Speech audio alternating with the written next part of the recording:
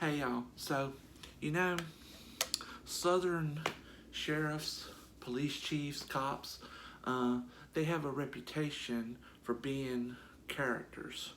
Um, on TV you have Andy Griffith up in Mayberry. You got Buford T. Justice chasing the bandit across the country trying to catch that some bitch. And we had some police chiefs in our town.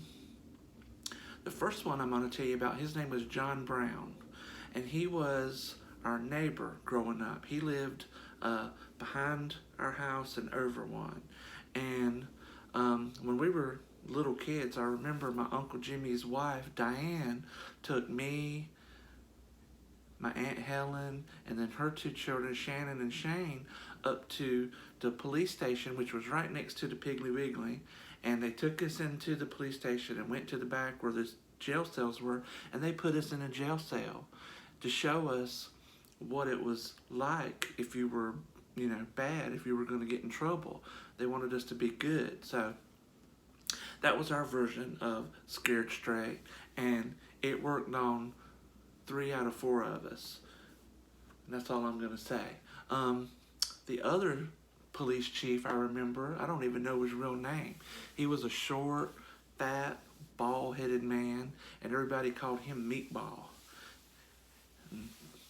Then the third police chief I'm going to tell you about. Now, he was the police chief before I was born, but he stayed a part of the community his whole life. I actually did a little research last night on him before I was going to tell you this story. He was the police chief in the 60s, and then later on he was the chief of the fire department, and then during my lifetime, from the mid to late 90s, he was the mayor, and his name was Marcus Ray.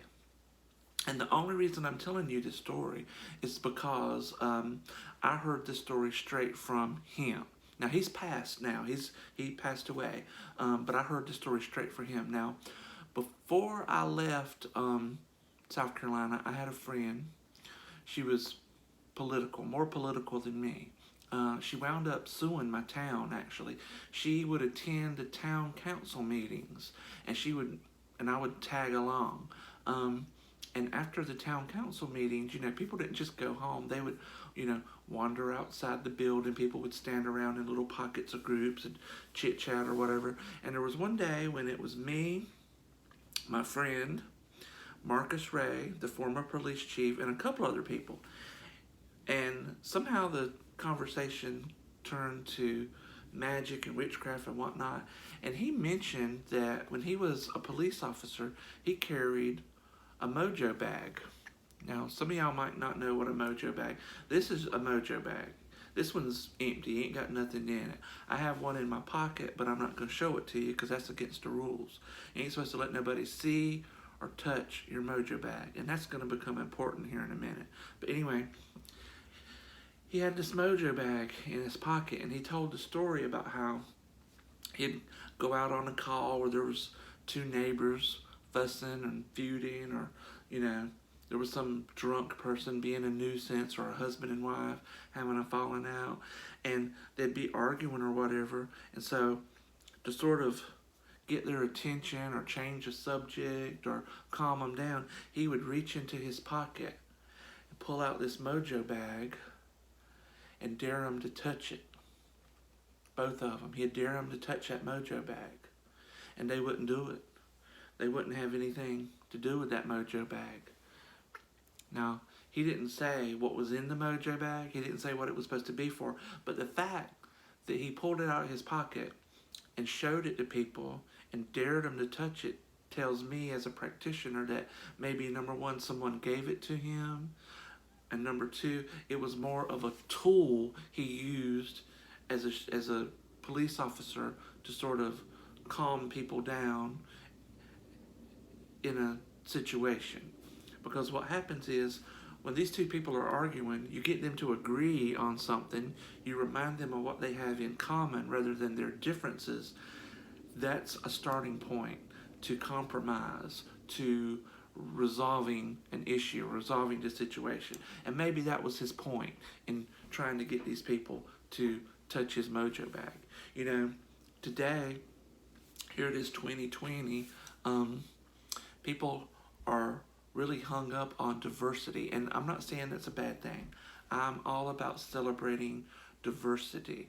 But I feel like we need to celebrate our the things we have in common just as much as what makes us different, because you get to a point where you stress diversity so much you separate yourself from other people and other groups, and it becomes easier to dehumanize them. You know, people say, oh, I'm not like those blacks, I'm not like those Mexicans, I'm not like those gays, they're not like me, like it's a bad thing. And it's not. And diversity in and itself is not a bad thing. It's all about pride in who you are, pride in where you come from. But again, I feel like, as in all things, moderation and balance. We need to balance, a balance between celebrating what makes us different and celebrating what makes us alike. Because as long as we continue to separate ourselves from other people and other groups, it's easier for those in power to control us. It's easier for